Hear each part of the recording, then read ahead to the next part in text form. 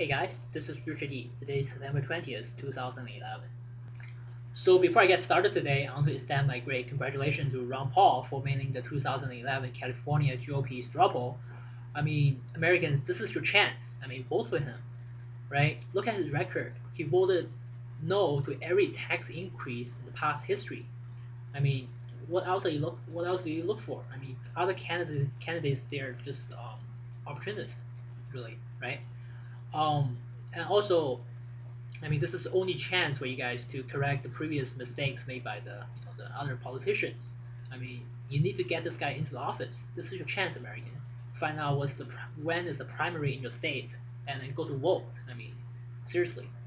So next, I'm gonna talk about some quite interesting news that happened during the past week.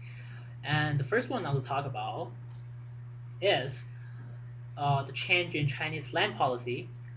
There happens to be an officer who told the Chinese media press that in the future, Chinese land policy will gradually change.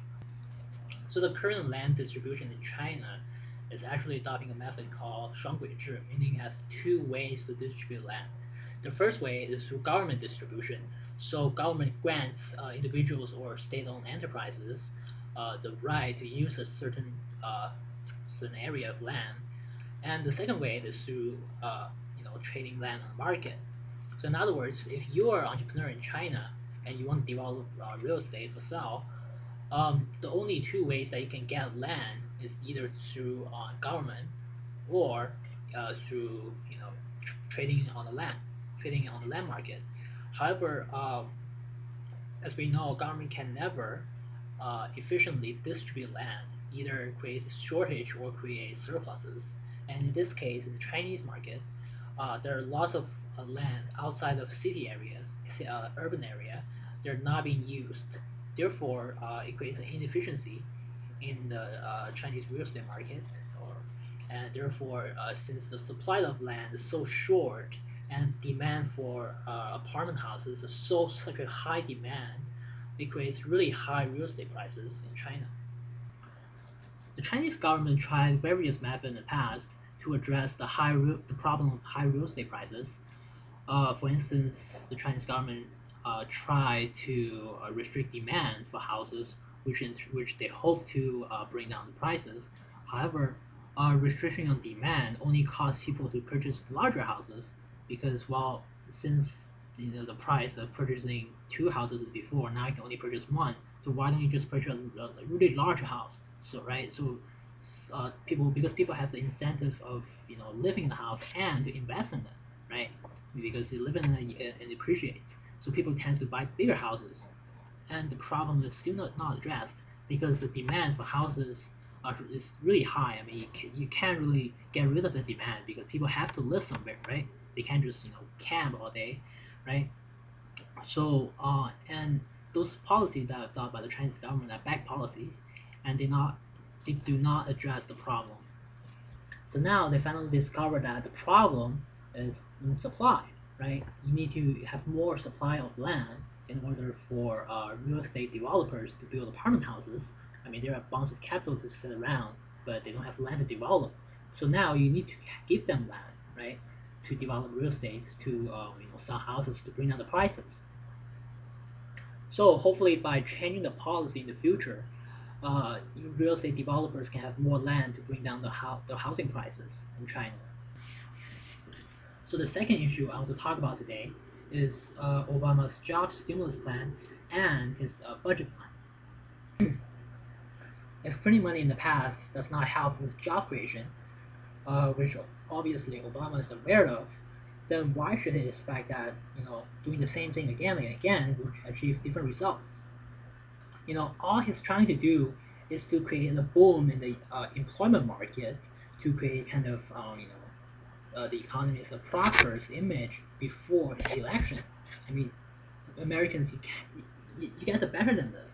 Don't be fooled by those politicians, right? You guys know that those employment are not uh, endurable. They're just temporary employments. After the stimulus money, people are still going to get fired because they're not being productive in the economy a given condition. And secondly, President Obama plans to address the problem of deficits by cutting entitlements and to increase taxes on the rich. I mean, what the? He doesn't understand the core of the problem. I mean, the problem is we need more job creation, which is brought by private entrepreneurs. Government does not create jobs. I mean, back then in the Soviet Union, everyone had a job, but those jobs are not productive. I mean, government does not create productive jobs. We need jobs to be productive, and this can only be brought about by private entrepreneurs who takes risks and do business calculation. And adding taxes and taxing the rich can only achieve the following results. A, either the rich kind of uh, find ways to avoid taxes, which will increase the debt weight loss, right? But that's the loss that can be completely avoided by just not having so much complicated tax laws, right? So the rich will find ways to avoid taxes, which are useless cost, and uh, the rich will withdraw capital from the U.S., right? So if you're gonna increase the taxes on them, well, they can leave. They can leave the U.S. and go invest or doing the business elsewhere.